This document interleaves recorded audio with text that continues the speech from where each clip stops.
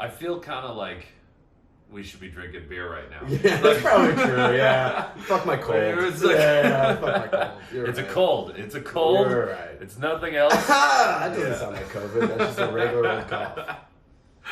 But cheers to the Cheers, LaCroix. LaCroix. You know what?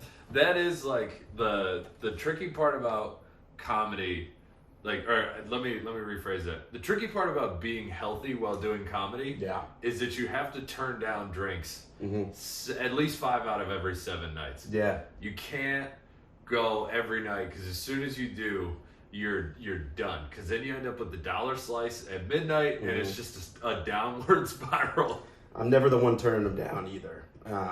I was always the guy when I was paying, college money for drinks. I would be the one the second we get to the bar, I'd be like, shots on me, let's go. But now, like at comedy clubs or bars here, I'm not doing that. I'm just buying my own drinks. Yes. And maybe a lady. A lady, yeah. But even that, I'm like, all right, next one's on you. Yeah, exactly. I'm a feminist. Yeah. No, you're right. It is like, it's really just happened as I got older, because I was the same type of person. Like in college at my house, it was always my idea to do shots. It was never, granted, my friends were all like computer programmers. Like I had to get them out of the room somehow. But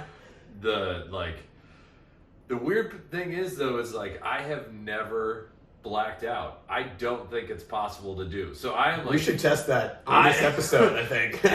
Believe me, I have tried a couple of times. I either throw up or pass out or both. Before I it can't. happens, There's no autopilot. Yeah. Like I'm either at the wheel or I'm like totally crashed. You're a bigger guy. I mean, I used to weigh quite a bit. So maybe our weight was similar at one point. Yeah. But no, I would always reach the blackout phase for sure. Yeah. Yeah. No, I think in college, my junior year of college is when I did my most drinking because we were living off campus. So we had the house. The house had a kegerator, had the whole bar. Like we had shot roulette, where it's just like a bunch of different. You put a bunch of alcohol in it, you throw the ball around in it. Like, and I was 265 at my most there. Yeah. So that was always my theory. Is like, I'm a little too big to black out. I'm gonna throw up or pass out or whatever. But now I'm at like 220, and like I don't even come close. I mean, I wouldn't feel bad about it. I don't want to come into this. I'm not happy to be an expert on blacking out. Let's put it that way. Like, I don't take pride in this at all. It was a battle for me. Pretty much last time I blacked out was on my 30th birthday, which felt fine. Like that was okay. If you're gonna black out, that's okay. But I've gotten it more under control, because I kind of had this thing where like everyone in college knew me as the blackout guy. Got it. Then once I started doing comedy, I was like, that can't be my reputation. I will not allow it to be my reputation amongst everybody. This new circle of people I'm going to start hanging out with. Yeah, but then you like meet other comics, you're like, I totally. They're way worse. Blackout guy. Yeah, they're way worse. Yeah, they're way worse. I'm too much of an anxious mess to like be worrying about what I said or did that night. So like, it's just one more thing I can't have. That is, it's like to let people in a little bit. It's more like co-working. Like comedy is more like co-working than like hanging out in college. Yeah. Where like, you say something dumb to someone random at a party in college, you're like, I shouldn't have done that, whatever, I'm never gonna see him again. Like comedy would be like if you said something really stupid to a coworker at the Christmas party. And there's no HR. I've done that. There kind of is. Well, you just reminded me of another blackout story. All right, cool. Oh my God. Well, so let's because I want to get into college blackout too, and then we can get into professional. That was a professional blackout. Oh God, this is gonna be a fucking sad episode for me. Man, this is gonna be great. It's great. It's gonna be fun. I could use a drink. Yeah, hold on. We can pause and get beers if you want. No, we're good. Well, so let's take a step back. Yeah. How would you describe your blacking out? Because I've met a few different people that have described it different ways. Sometimes people get like the brownout where they're like, I kind of know what's going on, but I can't stop myself from drinking or saying stuff. And then you've got the people that are just like, today's over. Like I'm wandering around, but nobody is home for the next 3 hours or so. Where do you fall? Or I mean, I've definitely had those full-on blackout nights where you wake up the next morning in bed and you're like, I don't even remember leaving the pregame, And those are the scariest. I mean, they're all scary. Yeah. Especially like in college. I had this realization that in college, you're really just one bad decision or just being in the wrong situation away from your life being ruined or you dying. And I look back and grateful that I made it out alive. But my blackouts, they've ranged from those brownouts where I semi-remember things to just a full-on, like, once you hit that certain point,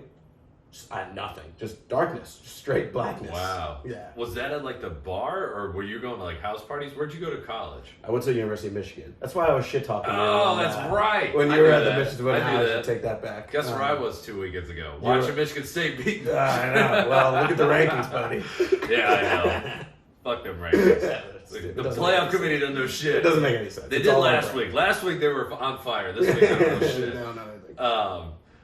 Michigan's a great place to black out. Oh, for sure. So, growing up in Michigan, I went to Michigan Tech for school, and our spring breaks never lined up. And your spring break, University of Michigan spring break, was always on St. Patrick's Day. It was always stupid early. Yeah. So we would come down and celebrate spring break with our buddies at Michigan. And it was either people like greening out or blacking out. Yeah. Didn't matter. Like, everyone was totally fucked up. Yeah. I mean, that school's a great mix of like partying and being a respectable university.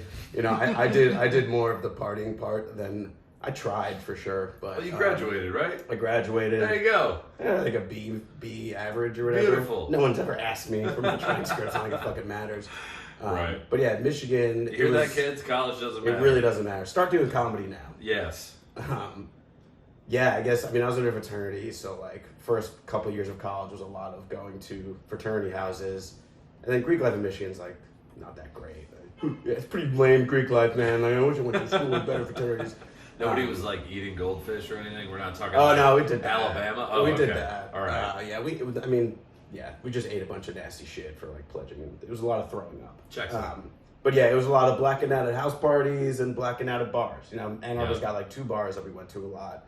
And so I blacked out all over. I've hit them all. Yeah. Never blacked out at a game though, which I'm proud of. Or at Very a tailgate. nice. You weren't starting for whatever reason, like during the day when it's light out, something about my brain stays on. The sun is probably keeping you a little bit more with alert. it. Yeah. For sure. I've had the brownouts during football games. Yeah. But I've never like fully not like 8 hours of drinking and then watching a football game. I mean, when you were there, you probably should have started to forget those games. We had one of the best years we've had in a long time was when I was there. Was when we went to the Sugar Bowl. That's true. And the last time we beat Ohio State was when I was there. But the first 2 years, the Rich Rod years with Tate Forcier, were not the greatest years of Michigan State history. But Denard had some good years. Those were, yes. Yep. This is not a college football podcast. No, maybe you brought it up. Another one of those at another point.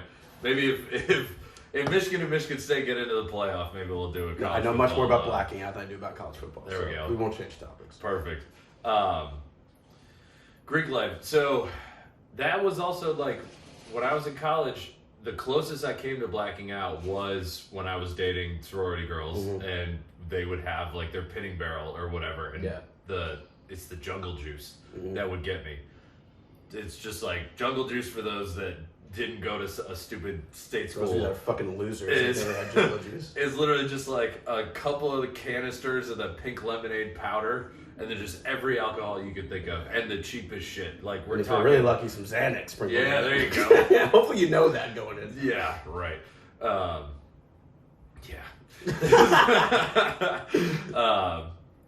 The nice part about that, though, and the reason I never quite blacked out is because there was so much sugar in it, and I would just throw it up. Yeah. So were you, like, taking shots? Was there stuff I didn't have access to that was, like, keeping me from blacking out at these parties? Because I never joined a frat or anything. No, I think you're just more put together mentally than I am. No. Like, looking back on it, like, I never understood. I never went in every night with the intention of I'm blacking out. Like, that was never my plan. We would say things like, "Oh, I'm gonna get so fucked up tonight, I'm gonna black out." Right. But I'd be like, I don't want to black out, but I'm probably going to. It was like, I think for me, it was more looking back now, having spoken about it with my therapist. I blacked out because I felt uncomfortable in these social situations, which is really smart for somebody with some anxiety in social situations to join a fraternity. Right? You're pushing off the anxiety to the next day. Yeah, so like I was an insecure younger guy, and I just like drank to feel comfortable, to loosen up, to get some courage, Which a lot of people do. Yeah, but I guess it took more for me. And then by the time I would have maybe 20 minutes of feeling comfortable and with it and talking to people before it went to blacked out. You know, that fast. Yeah, like legitimately, it's just hit you. I remember there was one night out at Scorekeepers or Skeeps, which is like one of the big bars. Yep. And I hit like the perfect level of drunk. I was like, I just gotta stick to this every time. Beer pong, you're crushing it. Yeah. I was like, this is perfect level of drunk, and it just never stayed that way. So I mean, I think I would drink whatever. Like, we did a lot of just, you know, eyeballing, pouring handles of disgusting vodka into a red Solo cup. So like, who knows? 151. Yeah, and when we were pledging, like, our brothers would make us like chug. So like, it was inevitable at times that you're gonna black out, but it was never my intention, you know, because I never enjoyed it. Good things didn't happen, you know.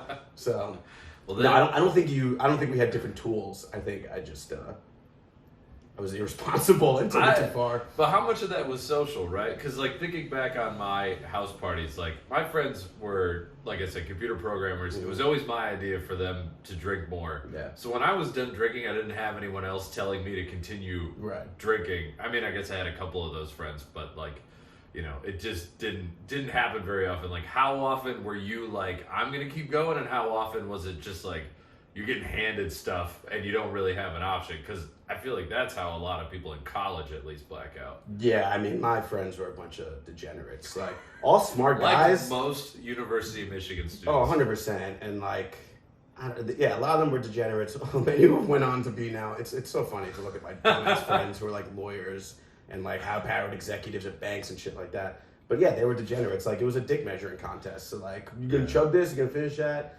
And you know, I think I thought of myself as like a tank. But really, I think I just wasn't. I was actually like a pussy when it came to alcohol. But I didn't want to stop drinking. I like the act of drinking. Yes. I like obviously like getting a little buzzed. But the blackouts were just, you know, it's like you look back and you're like, it's like I don't even remember a single night out of college. Like, I don't remember any fun experience at college. Honestly, the only ones I remember are when like my friends blacked out. Yeah. Like those are the only ones that were like memorable enough that it got through. But I think that's how most people remember college, right? They're like, yeah, it was a hazy 4 years, but I guess it's fun. I don't know. The problem is, like, once I made my reputation as, Aronson gets fucked up. Like, it became an expectation. You know, I started getting like a drunk nickname. Like, my friends started calling me Ronnie. And so like, what does that mean? So my last name's Aronson. It started off, they dropped the A, just called me Ronson. Okay. And then it turned to Ronnie. So got it. And so it just became like this expectation that, you know, Ronnie's gonna black out. And I Ronnie, never let him down. Ronnie. Never let him down. No, you can't let him down. But if there was ever a night where I didn't black out and somebody else did and like went to the hospital or did something dumb, I was like, fuck yeah, not me this time. That guy's such a bitch. That guy's got problems. So how often did that like screw you over with women? Like, did they like when you were just partying your ass off, or were they like, nah, that guy's too crazy, I don't want anything to do with him? Yeah, I'm not gonna say I got much ass in college. I don't know how much it had to do with drinking too much or me just being kind of a, you know, insecure, whatever. And so I don't know. I certainly like.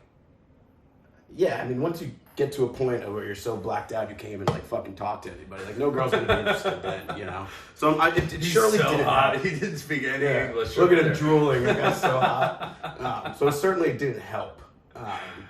But I think it was more complex why I didn't get laid than just, you know, than just being so drunk. All right, that could be another podcast. Why didn't Alex get laid? I'm also an expert at not getting laid in college. Yeah. Funny, that's what Yaskowitz wanted to do too. Oh, really? Yeah. No, he's a king of that. He's an expert at that now. Yes. We kind of switched places. I feel like Yasko did okay in college, and I didn't. And now the roles have changed. Oh man, his impression of Carmelo Soprano wasn't doing any magic. No, yeah, I'll fure you. Oh man. Well, so what do you have for a story? Do you have any like moments in college that like stand out? And I realize it's kind of like an ironic thing to ask for a story of you blacking out because you obviously don't remember it. Yeah. But like. It's funny because like I would get to the point of blacking out and doing dumb shit where my friends would be like, hey, do you want to know what you said or what you did last night? I'm like, no, like just don't. Oh, you man. know? How long did it take to get to that point? like a semester. Let me think, an actual college blackout. Well, there's a funny story about the consequences of how much I blacked out and my parents figuring it out. This is kind of like a funny... I was in a Jewish fraternity. I'm Jewish. Okay. And we would partner with like the Hillel house once a year to do like a Shabbat dinner party. Amazing. We were cool. We were a cool fraternity. I swear to God. Yeah, that's what everyone at U of M says. Yeah. And then we would invite over one of the Jewish sororities, and we would have like a Shabbat dinner that would turn into just like straight up, debauchery, and we would all just be, slapping the wine bag, whatever. So I don't really remember this, but I got very drunk, and I guess slipped and like broke my ankle. And the next morning, like, went to the hospital, and I think that was the first time I went to the hospital freshman year. And then, my parents were like, what the fuck is going on here? Like, you got to figure something else out. Like, you just do something else besides drink every night. Like, go to a movie. And I'm like, what? Like, stay away from stairs. Yeah, you want me to, like, go to my frat bros? But guys, the new X-Men movie's out. Fuck this mixer we got. Let's go see a movie. So dealing with, like, the fallout of, like, your parents figuring out of all the dumb shit you were doing. I guess one funny blackout was, it was our big brother night in college. And I got my big brother. I was pretty disappointed. He was kind of a loser. And I was like, oh, this is how you guys see me? Like, this is my big. So whatever. The whole point is, like, you end up getting... Big, for non-college people, like, fraternity big brother. Right. Like, it's supposed to be, like, sort of a guide through college, right? Yeah, well, after this night, he was like, I don't want to associate with this kid ever again. Not like a real, like, genetic brother showing up here. Yeah, no, my big brother was not there. He was at a much better college. Being much more disappointing your parents less. Yeah. So I mean, the whole point of this thing is to get fucked up. We had like, it was me, my big, and his big. So my fucking lineage was there. And between the three of us, we had like 30 beers and a liter of vodka or whatever. Amazing. And probably crushed that in the span of like a couple hours. And then I didn't really smoke pot in college, and we went upstairs, and my big had like a huge bong. I was like, yeah, fucking rip the bong, dude. Did that, started having a fucking panic attack. Yeah. My heart was racing like crazy. This is where I started to like finally black out. And they take me to the hospital, puke all over this kid's car. Oh. He wasn't even my big. Oh. He was another kid in the fraternity. Damn. And I'm just like fucking spewing, puking everywhere. I'm wearing a Michigan Greek Life shirt with my pledge pin on it, going to the hospital. And so I wake up the next morning. Apparently I had somehow like pulled out my IV, and there was just IV fluid all over my bed. And nurses were like furious at me. And I'm freaking out because I'm wearing my Michigan Greek Life shirt with my pledge pin. I was like, I just got our frat kicked off campus. Like, I just fucked everybody. Yeah. And it didn't happen. Like, a social worker came and talked to me, and I was like, you're not going to ask about the Greek Life thing at all. Okay, cool. Wow. So it's hard to then show up to, the frat house the next day after that. Yeah. I just thought of a better story. I could do this for 3 hours now that I think about it. Please. I mean, this was before I got initiated. This was during pledging. Our last event was stripper night, where they bring all the people who are pledging, they bring in the strippers, and they do a strip show, whatever. Like, looking back, it's like fucking nasty, but like, it's basically like a bachelor party, but with like 70 dudes. And most of them are like straight up 18, barely even adults. Yeah, 100%. So I my last memory is the strippers getting on stage. And my friends got a front row seat for you, buddy. And so I heard this all secondhand the next day. Apparently, I had to piss, but didn't want to get up and go to the bathroom. No. So instead, I just started pissing onto the stage. Like not in your pants. Like no. Took it just out. sitting down, dick out, like pissing on the stage. Yeah. Still got a bid to fraternity. On top of that, later on in the night, I guess I was wandering around the house. I was like puking everywhere, and I pissed on an initiated brother's clothes. Just was like pissing on his clothes. Still got a bid. I'm just like that fucking likable that I still got a bid to the fraternity. That's that and how in desperate need the Jewish fraternity was. No, it was competitive. I took somebody's spot. Yeah, which was crazy. Wow. But the anxiety after that was just, I was so embarrassed. I was like, I'm gonna have to transfer schools. I'm not gonna get into any fraternity here. I couldn't look at a woman for 6 months after that. So that was actually, I can't believe that one didn't come to mind first. That was the worst one. What is the next day like? Are you so hungover that you're like, I can't even think about it? Or it's brutal. Yeah. It's just the like dread the next day. And that's so much easier as a kid. Like 18 years old. Like if that happened to me now, I think I'd kill myself. Oh yeah. And be the end of me. Yeah, despite how immature I was with drinking, I guess I had a mature view of how inappropriate like it is to get like that. So like my anxiety was through the roof. I, like depressed, just like freaking out. It made college very difficult. It was brutal. I thought that I just blew it with this fraternity.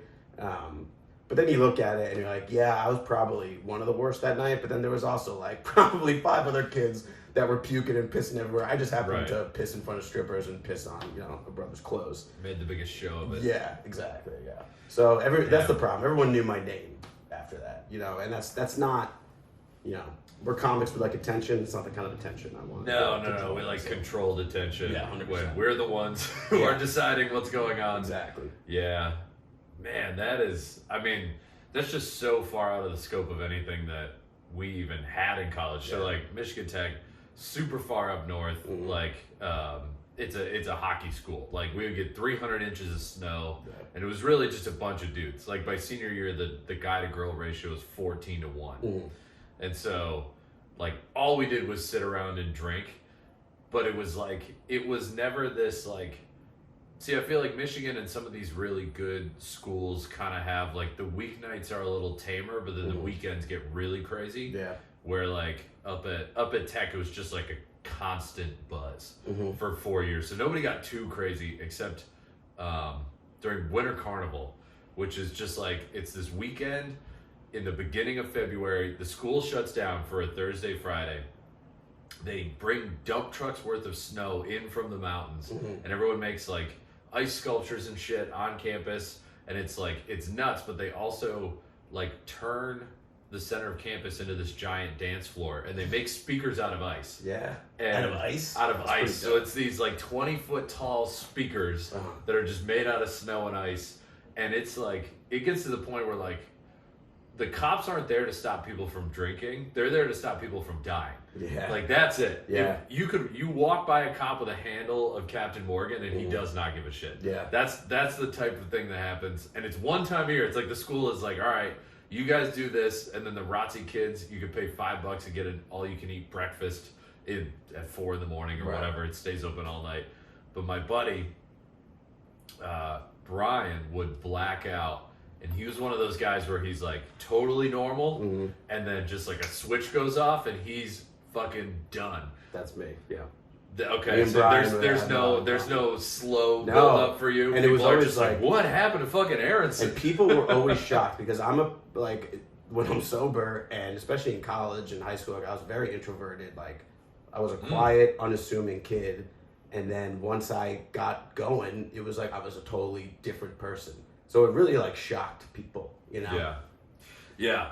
No, I could, because that's what would happen with him. And so like my senior year, that Winter Carnival, my buddy's girlfriend was coming up from downstate, and she literally like packed a minivan full of women to come up. There's no women in our grades. It's just like we turned my buddy's girlfriend into a pimp essentially. So like we're all hanging out at my house because I got like the keg or whatever, and this guy Brian, like all of a sudden he just gets fucking something switches.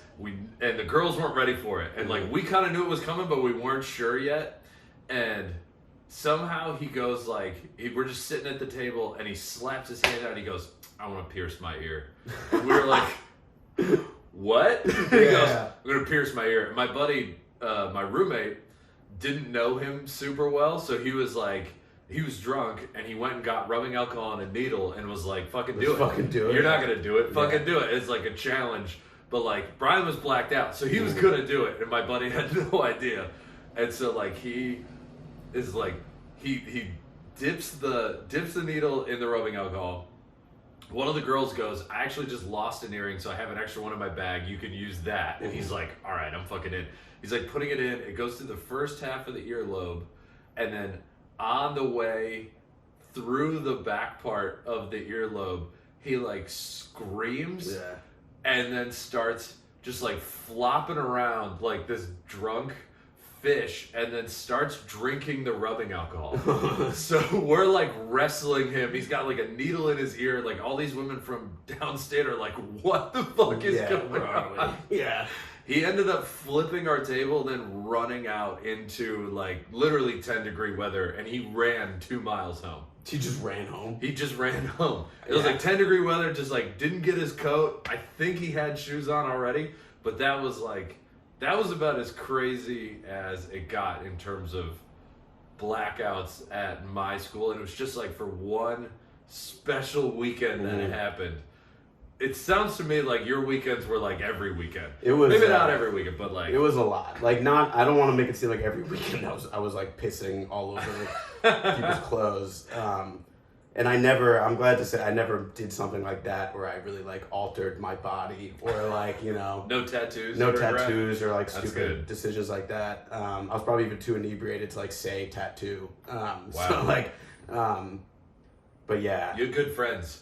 That was like, that's how those people end up with tattoos. But yeah, there was always, I mean, it was binge drinking. It was a lot. It was every weekend. You know, once a week during the week. You're right. It wasn't like consistent during the week. Like I went to visit Indiana, and they like did happy hour. I'm like, you guys do happy hour? Like after class, you just go and immediately start. We started at 3 o'clock. Like we didn't do that, or maybe like me and my friends did. We held it to like the nighttime, but the weekends were intense. We had a keg in our house. It was just like, all right, class is over. Get some drinking. Yeah, no, the weekends were intense. It was, man. Looking back, people say they miss college, but I don't miss college at all. Like, I could never go back to that life again. Sounds exhausting. Yeah. So what was that transition like out of college into the working world? Because like, so I guess I don't know what you did right out of college. Mm-hmm. Like, did you go work in an office? Did you move to the city? Because you're from Long Island. From Long Island. I left college with an internship at an ad agency. Okay. So I did that summer and like commuted from Long Island. And then got a full-time job at another agency like that winter, and then moved into the city. So I was working like corporate jobs at ad agencies. Well, my first thought with ad agency is like Mad Men. Like everyone's just borderline blackout the entire I was banging time. My secretary with what's that actor's name who plays not the other John guy. Hamm. Is the other guy. Oh shit, the white-haired dude. The white-haired dude. Love that guy. Sterling? Roger Sterling. Roger Sterling. Yeah. The best character on that show. He was great. So yeah. No, it was nothing. I was in pharmaceutical advertising at the beginning, so it was literally could not be further from Mad Men, and I hated it so much. And people were like, well, then why are you doing advertising? I was like, I thought it'd be fucking Mad Men. Like, that's why I'm doing advertising. That's fair.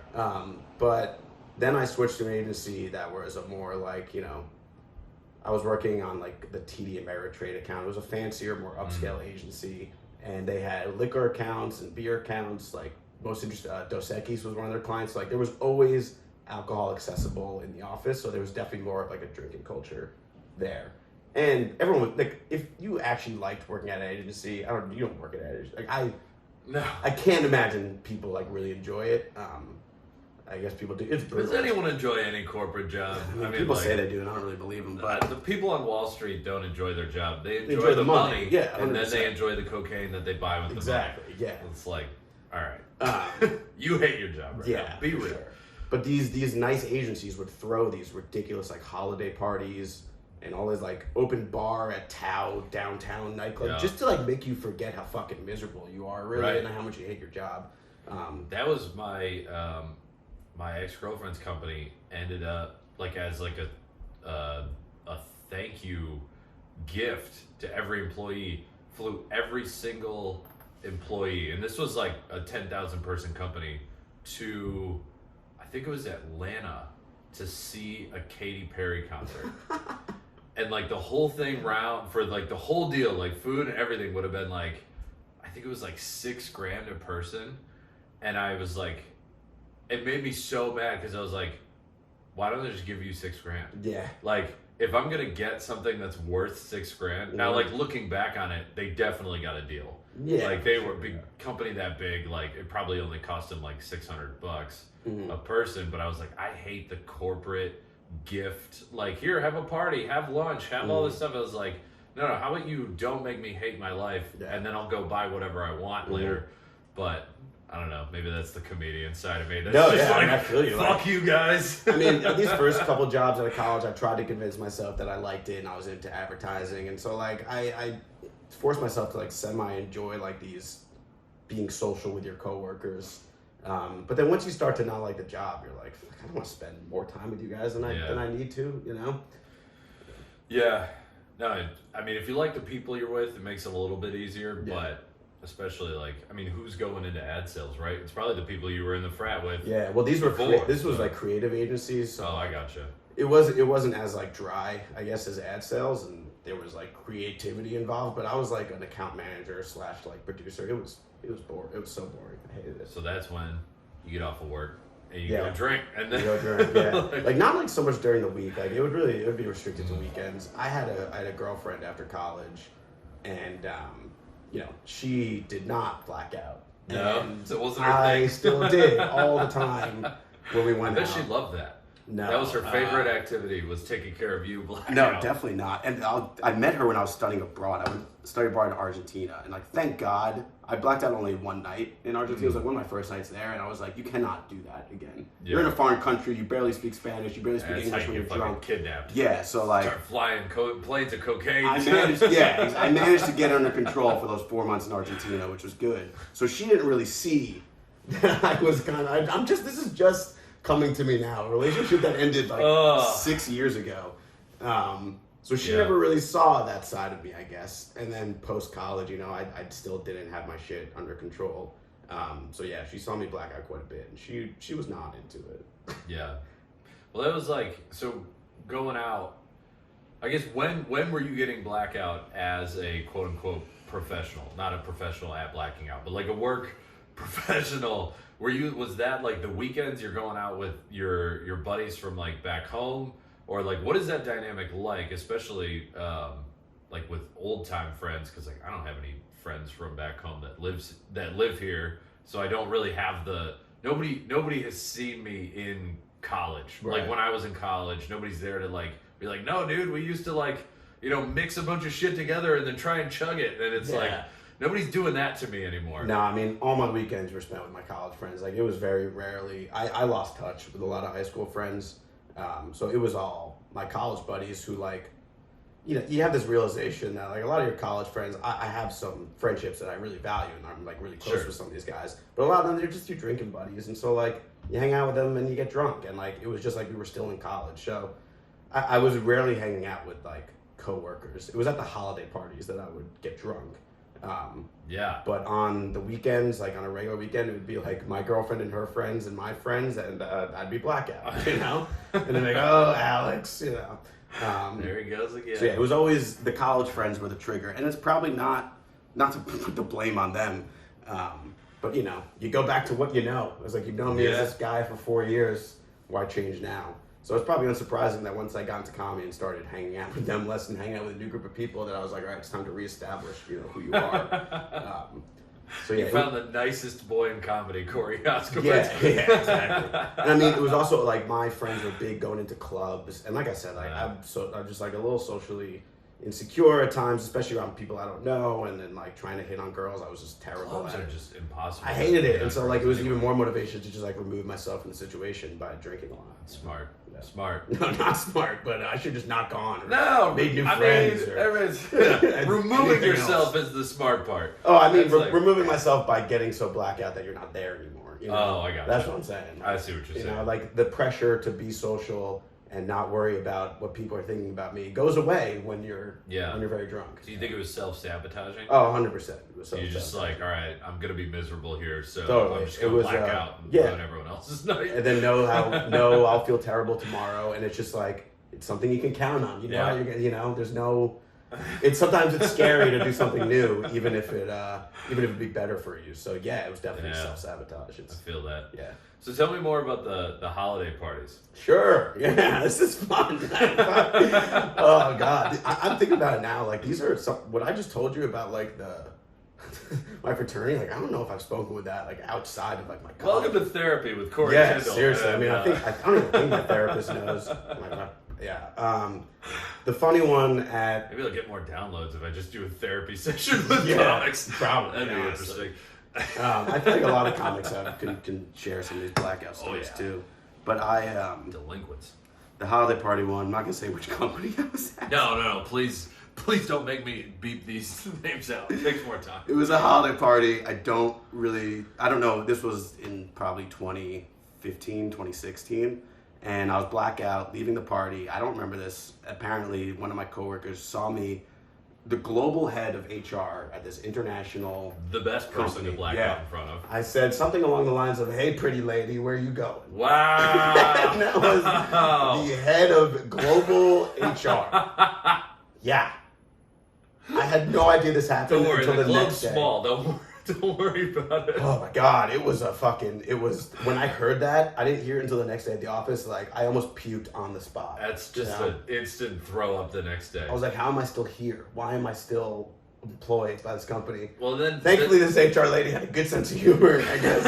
And you're probably, like, much younger than her, too. Oh, yeah. I was so totally non-threatening. Yeah, I was like 23, 24 at this point, I guess, yeah. I bet every day for, like, a month after that, just terrified to go into work. God, it's brutal. I've never done anything like that, but even when at work I've said something, like the first 4 years of my working career in New York was me habitually stepping over the line between what I could say at a comedy club and what I could say at work. For sure. And so, like, even when I said something stupid there, and it was never really that bad, it was just like the next week I'm like, oh my God, I'm going to get talked to. It's only a matter of time. And you just... like, work sucks even more, and then you drink more, and it's a spiral. It's definitely a spiral. So yeah, that was my holiday party story. I thought of that one walking over here. I was like, oh, obviously, yeah, that's a good one. It's funnier now looking back, but yeah, like for years after that, not even just months. I mean, like that was, you hold on to that. You're like, fuck. Yeah. You really did that. Yeah. So were you ever the worst person at the holiday party? Because that's what people remember at the holiday party is like, who was the worst? Second worst, totally forgotten. I was definitely always probably the second or third worst. Like there were always people who like, puked on the dance floor. Like unfortunately I was never a puker when I was drinking. I was more of a urinator. Saving grace. Yeah, I never. You just spilled a drink on your pants. Yeah, give me another one. But no, there was always like somebody like collapsed and went to the hospital. So oh well, that takes the pressure off me. It takes all the attention. Do you see what that guy did? He went to the hospital. Like, yeah, but you remember you said the HR like, hey, I didn't go to the hospital. I heard it was that guy too. Yeah, I heard he was funny on the HR lady. Yeah. I was never the worst. But always in like the top 5%, top percentile. It's only a matter of time before those holiday parties. I think holiday parties are just kind of canceled now.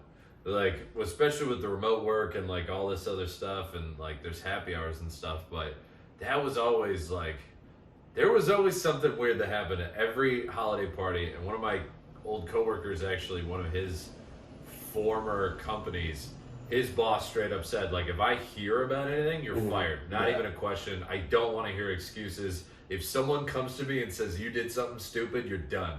And they were the best behaved salespeople in the history of salespeople because they get after it. They shouldn't have. I mean, especially this day and age, like when people are getting fired for shit they said on Twitter or for having a public meltdown, whatever. Like, yeah, I would never. I don't think I've been to like an organized company event in a long time that was centered around drinking, but I'd be very careful. Yeah. Well, that was my saving grace in my last company was the two people that would get drunker than I would were my bosses. So I would go out with them. It was probably in a year and a half I threw up in the office bathroom like 3 or 4 times, but it was always my boss's fault because he kept buying me shit. Yeah, and so it's just like, boy, I feel like death. I look like death. I'm not getting anything done. And then I look across the office and he looks like a corpse. Yeah. And it's like, cool, I guess Mike and I aren't doing anything today. Oh, man. Being hungover, there is nothing worse than being hungover in an office. Yeah. I mean, absolutely nothing worse. That is tough. Yeah. Aside from getting an intern to buy you a sausage, egg, and cheese. Okay, yeah, I never had that. That's okay. That's the only nice part. It's just like... I don't think I've ever had an underling of any sort at a job, so I can't relate to that part. That was funny too because the intern was like 100 times smarter than all of us. Like he was at some Ivy League school. He's working at Deloitte now, and it's just like he was our hangover bitch boy for a couple of months. That's how you get started, you know. Oh, shout out Gate. Hit me up, Gate, when you're His name was Gate. Gate. I won't say his last name. No, but like Gait, like walking gait. Yeah, Gait. Yeah. Interesting. Good kid. He set up our phone system, and I can picture the got us Patagonia breakfast. vest that he wears. Oh yeah, not his parents owned a vineyard. Like that, we're talking. I had no problem bullying him because he's going to be my boss. He's going to be the president someday. So. President Gate. Oh my god. So I was like, not blacking out, but throwing up. It's a little easier to hide throwing up. Like you can look like death, but you always have plausible deniability when you're feeling that sick, unless you're like throwing up in the office, which I never got to that point. Nah, I never threw up in the office. I like I said, I rarely throw up like that night or the next morning. The only time I really throw up from drinking was at our football tailgates when you'd only be drinking beer and you'd be doing beer funnels, and then at some point you get too much beer and you're still making zero food. You're gonna puke it up. Yeah. Damn. So what? So you like? Where's your work situation now? Are you like work from home? Do you still like? How do you navigate those parties now? Because I'm assuming you don't normally black out. I've never seen you black out. I've known you for what, 3-4 years at this point. Yeah, I've made it a concerted effort to not do that anymore. I've had my slip ups, but it's just like I said, I think I just started becoming more comfortable with myself and understanding why I would black out. Yeah. And then it was easier to get under control. But I work part-time from home, and it's I like this job. I like the company a lot, and they don't have like much of a drinking culture, which is fine with me. Like those ad agencies, people think it was the coolest thing. You could just go grab a Heineken at like 5 o'clock, and I'm like, now that I have this job, and even before when I was in the office, like you don't miss. I don't even miss any of that. I didn't need that. You know, I just don't mixing. It was nice, I guess, to have a beer, but it's like, why are we still even here at 7 o'clock? You know, that is part of it. Yeah, it's like we could drink in the office, or we could go like just downstairs to the bar that's literally next door, and have 10 times more fun. Yeah, not even pretend to work. But I guess going back to what we kind of started on. Now, I mean, like you're not working in a company with drinking culture, but you're in an art form where drinking is the thing. There's drink minimums. Like there are producers with drink tickets that are forcing you to take drink tickets. Drink tickets and drinking problems. And then they're like, let's do shots. And you're like, it's a fucking Tuesday. Yeah. But they don't have, like, they do that full time. So like, how do you kind of balance, how do you navigate that?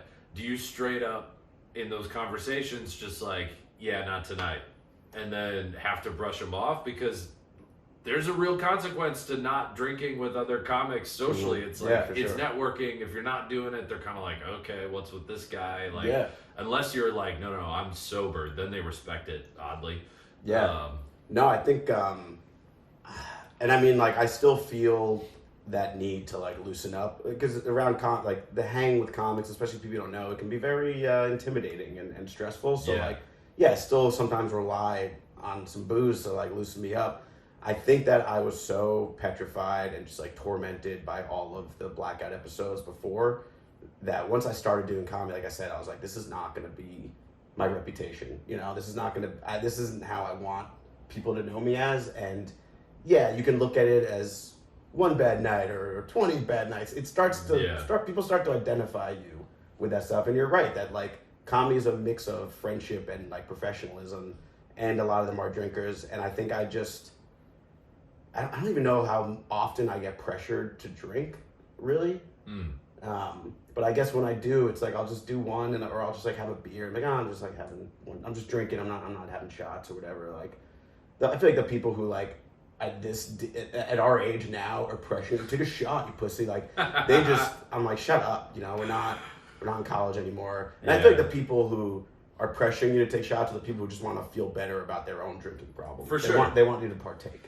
For sure, but that pressure is like it's tough, right? Because if they have something like that, it would be like in a corporate job, like your boss pressuring you to do it.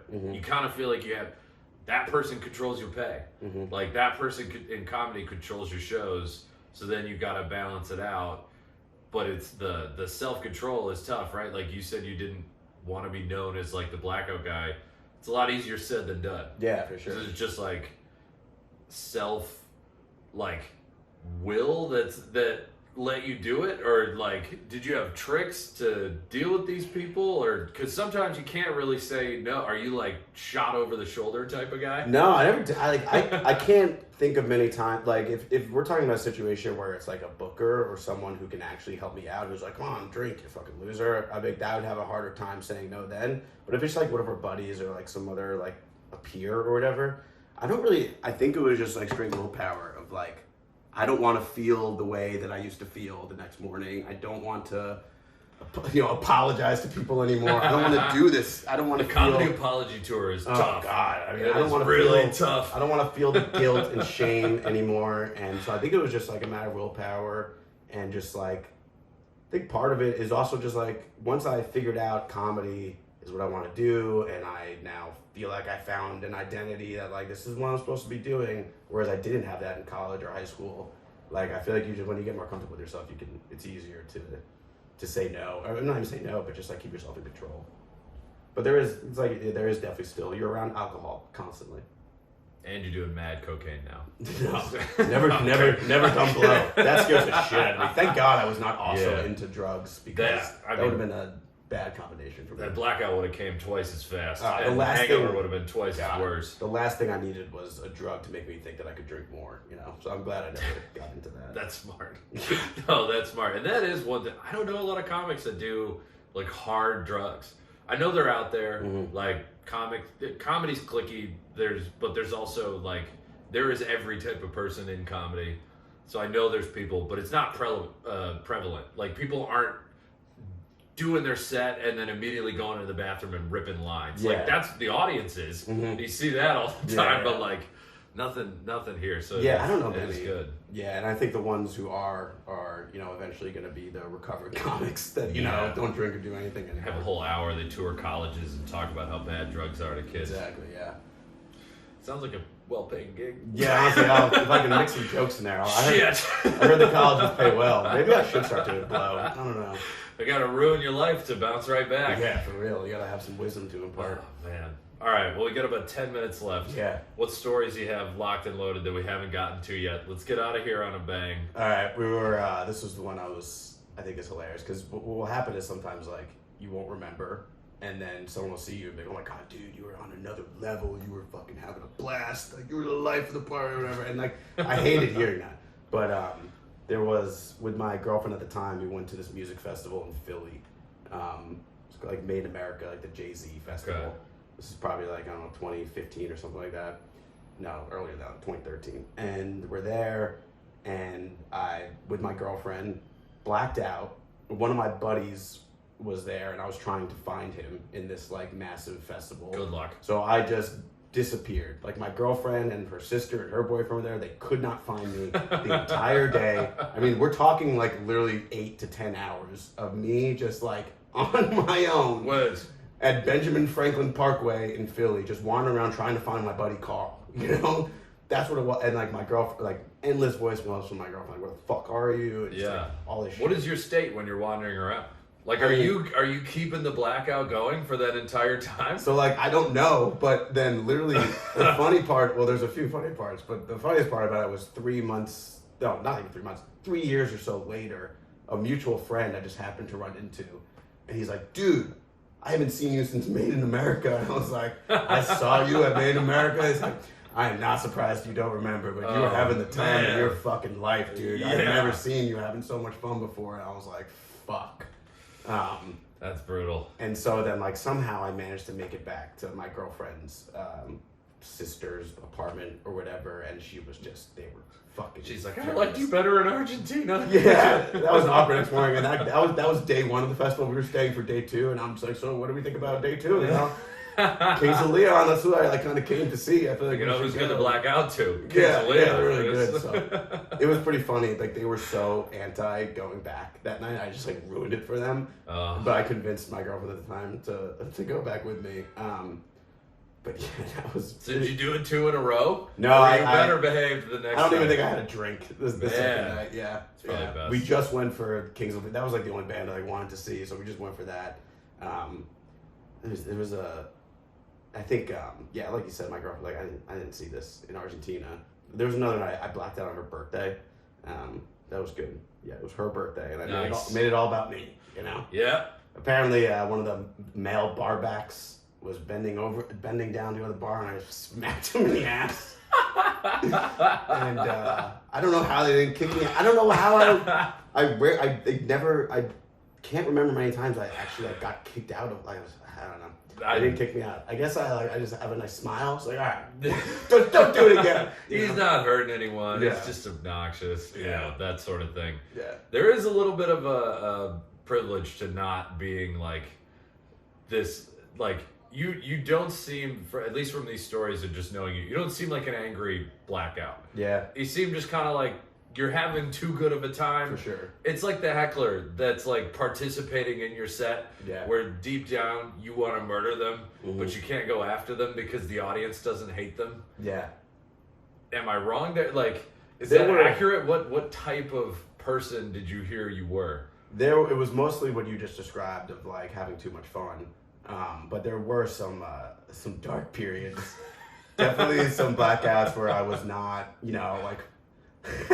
We don't have to get into it if you're gonna get arrested. No, something like that. No, nothing like that. But or canceled. My buddy told me there was one where we were at a bar in college, and I just went up to like the biggest, like 6'3", 300-pound dude, and like was trying to fucking pick fights with him, and my buddy was had to like intervene. So like there was definitely a few of those darker, angry drunk, but it was more just having too much fun.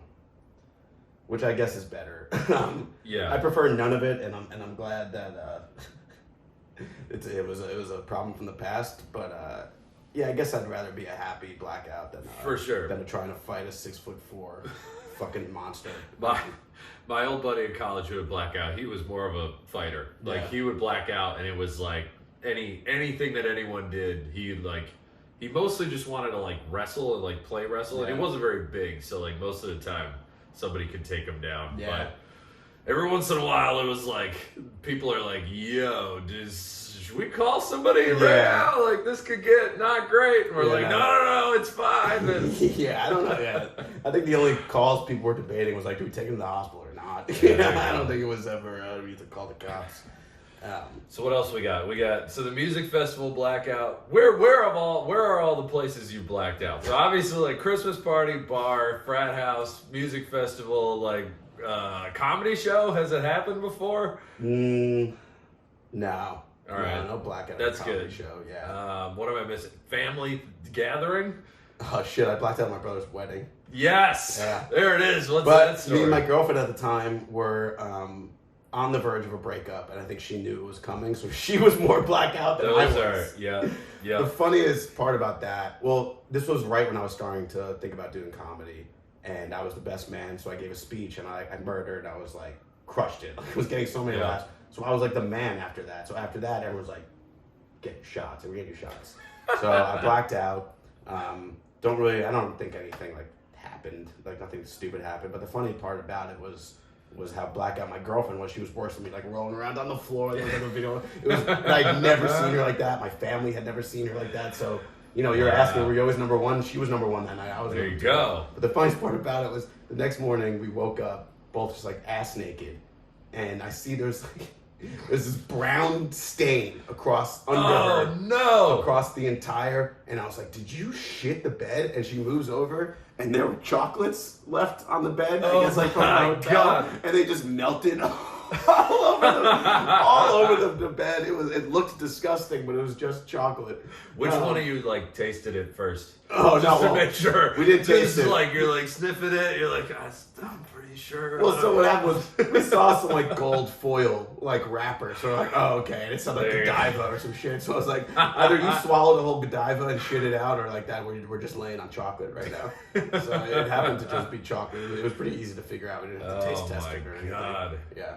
Yeah, no, the closest I've ever come to blacking out was at a wedding I didn't want to be at. And it's something about the mix of like love in the air, people having a good time, unlimited booze. You're just like,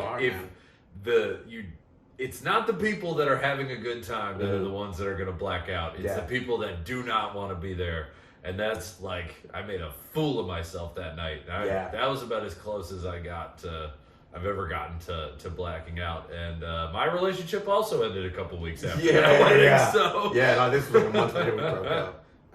But yeah, man, weddings are dangerous. I remember when it was my first, like one of my first college friends got married, I was like, you're not blacking out. I was like counting drinks. I was like, set a time to like switch away from hard liquor to beer. Yeah. And I didn't black out, and there was one blackout person, and she was just brutal. And I was like, never gonna be me at a wedding again, you know? So like, I've managed to make it through many weddings. I have like fucking 7 next year where I managed to keep it together. So shit. Yeah, good luck with that. Yeah, this wedding that I went to, it was one of those where like I didn't black out, but I found out later that like a bunch of the dudes were doing drugs. Mm-hmm. I didn't want to do the drugs, not really my thing, but I wanted an invite. Uh-huh. It was like that sort of thing. And Can I at least come to the bathroom with you guys? Yeah, it was, well, not even like I wanted to know, I wanted an offer. So that I could say no. Do you want this ketamine? No, thank you. No, but I appreciate that you're bringing me into this. Yeah. But it was one of those where like I wasn't blackout, but the next day my girlfriend at the time was like, I was like, oh, I didn't get an offer. She goes, you didn't need any drugs. And I was like, oh no. Oh god. Shit. People were talking. What was I doing? God. Like, what's going on there? So like I knew what I was doing, but I was at the level where I had no idea what anyone else was doing. Because after you get that drunk, you just hope the next morning, you hope it was for the best. And then when someone says something like that, your heart sinks. And you're like, dude, oh god, fucking damn it. That was honestly, that next day, so the wedding happened. It was in San Diego. I had a flight at 6 a.m. the next day, which was the worst idea I've ever had in my fucking life. Jesus. So I had to wake up at 3. And I was going to stay at the bride and groom's place because my date was the maid of honor. Mm-hmm. So all my stuff was there. But nobody had put together that the bride and groom are not going to be home on their wedding night. And so I had a hotel that I slept at for like, no, it wasn't even a hotel. I went back to like this party house that the wedding party had. Slept there for 2 hours. All my stuff was at the bride and groom's place. I go back there at 4 a.m. Everything's locked. I found a window that was cracked like this far open, just 1 inch, was able to open it up, pop the screen out, like literally B&E'd these people to get my own stuff. And then left I'm stealing my own shit. Yeah, right. I was like, boy, I hope the neighbors don't show up. And I'm like trying to call Delta to be like, can I reschedule a flight? But they're like, hell no, dude. Like, we can't do that. I was just really hoping nobody saw anything. And I ended up leaving my AirPods at the place. So I roll up to the airport, hungover as shit. Like I'm trying to take as much Dramamine as possible. Like, I'm sure I'm gonna throw up on this plane. I get on the plane, no earbuds or anything. I can't listen to music. It's from the West Coast, so it's a 5-hour flight. And I had no headphones. I just sat there. That was the saddest plane ride I think I've ever had. It was never ending. And I can't sleep on planes because my legs are too damn long. Yeah, sure. That's like, you gotta get the extra room. That's my wedding story. So now from like weddings, I'm like, all right, I gotta think it out better beforehand. Because I do like getting drunk at weddings. I like dancing when I'm drunk, like all this other stuff. But I was like, man, I gotta put myself together to like actually not suffer the next day. And I think once you get that in your mind, and the hangovers are another huge reason why I was like, your day's ruined. And like, we have jobs, we have comedy, like we got shit to do. Yes, and exactly. so like being hungover, it ruins my day, and I can't do it anymore. Even if it's a Friday night, I'm thinking about like, well, shit, I was gonna like do laundry on Saturday, now I gotta do that Sunday, and Sunday I was gonna do this, but now I gotta fucking, then you're behind for a week. Yeah.